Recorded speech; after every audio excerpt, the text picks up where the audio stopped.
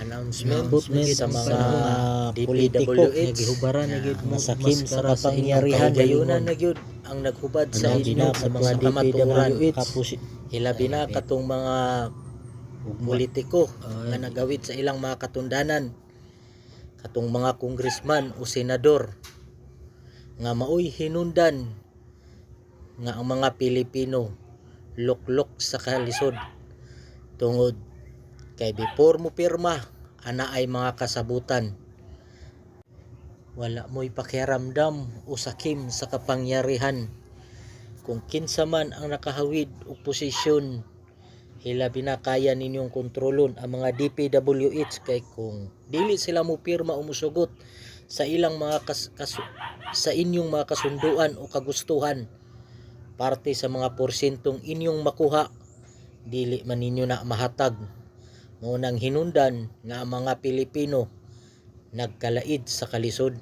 Dili raman DPWH ang naay problema parte sa mga kasabutan o porsento nga kahitabo sa atong nasod. Pila ka bilyon o trilyon nga kwarta nga migawas sa atong nasod nga before mo gawas moagi sa mga senador, congressman o mayor aron makapangayo og porsento. Ang pinakasakit pa gayud ang dili makakuha og mga proyekto ang mga taong matinud-anon sa trabaho tungod kay lisod na kayo itrabaho nila kung magseryoso. Kay mas dako pa ang porsento nga nadawat sa mga congressman, senador o sa bisang asa nga ahensya una moabot.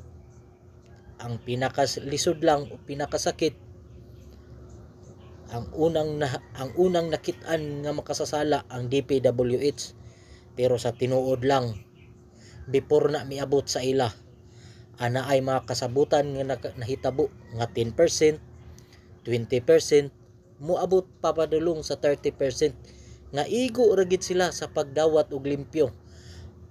Pag musipyat ang project didto sa mga kontraktor na igo.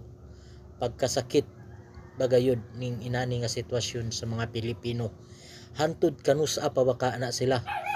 Unta ana-anay balaod sa mga congressman, senador o sa bisan kinsa nga politiko nga maoy mo piding sa mga proyekto nga maoy muhatag pag naanay mabal-an o mapamatud-an nga gakuha sa mga porsento before niya ihatag, unta masilutan na og kamatayon aron silbi kung kana na lang ang dalan aron ang Pilipinas mausab. Pagkalisod bagayon